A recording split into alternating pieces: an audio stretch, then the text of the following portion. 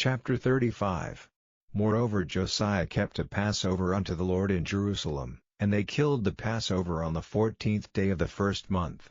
And he set the priests in their charges, and encouraged them to the service of the house of the Lord, and said unto the Levites that taught all Israel, which were holy unto the Lord, Put the holy ark in the house which Solomon the son of David king of Israel did build. It shall not be a burden upon your shoulders. Serve now the Lord your God, and his people Israel, and prepare yourselves by the houses of your fathers, after your courses, according to the writing of David king of Israel, and according to the writing of Solomon his son, and stand in the holy place according to the divisions of the families of the fathers of your brethren the people, and after the division of the families of the Levites.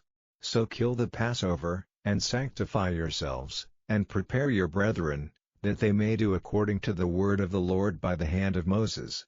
And Josiah gave to the people, of the flock, lambs and kids, all for the Passover offerings, for all that were present, to the number of 30,000, and 3,000 bullocks. These were of the king's substance. And his princes gave willingly unto the people, to the priests, and to the Levites. Hilkiah and Zechariah and Jehiel, rulers of the house of God, gave unto the priests for the Passover offerings 2,600 small cattle, and 300 oxen.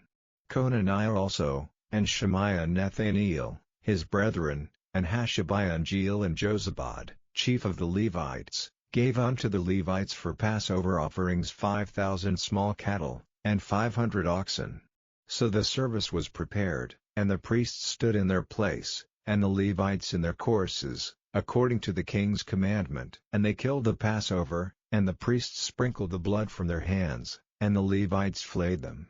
And they removed the burnt offerings, that they might give according to the divisions of the families of the people, to offer unto the Lord, as it is written in the book of Moses. And so did they with the oxen.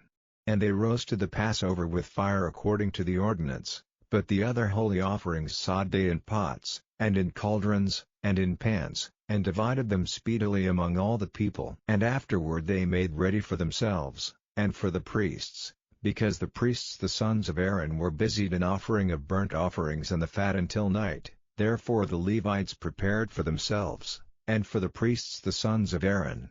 And the singers the sons of Asaph were in their place, according to the commandment of David, and Asaph, and Heman, and Jeduthun the king's seer, and the porters waited at every gate, they might not depart from their service, for their brethren the Levites prepared for them. So all the service of the Lord was prepared the same day, to keep the Passover, and to offer burnt offerings upon the altar of the Lord, according to the commandment of King Josiah. And the children of Israel that were present kept the Passover at that time, and the feast of unleavened bread 7 days. And there was no Passover like to that kept in Israel from the days of Samuel the prophet, neither did all the kings of Israel keep such a Passover as Josiah kept, and the priests, and the Levites, and all Judah and Israel that were present, and the inhabitants of Jerusalem. In the 18th year of the reign of Josiah was this Passover kept.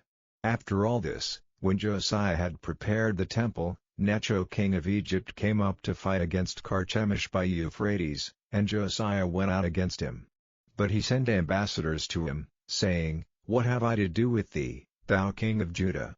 I come not against thee this day, but against the house wherewith I have war, for God commanded me to make haste. Forbear thee from meddling with God, who is with me, that he destroy thee not. Nevertheless Josiah would not turn his face from him, but disguised himself, that he might fight with him, and hearkened not unto the words of Necho from the mouth of God, and came to fight in the valley of Megiddo. And the archers shot at King Josiah, and the king said to his servants, Have me away, for I am sore wounded. His servants therefore took him out of that chariot, and put him in the second chariot that he had, and they brought him to Jerusalem, and he died, and was buried in one of the sepulchres of his fathers. And all Judah and Jerusalem mourned for Josiah.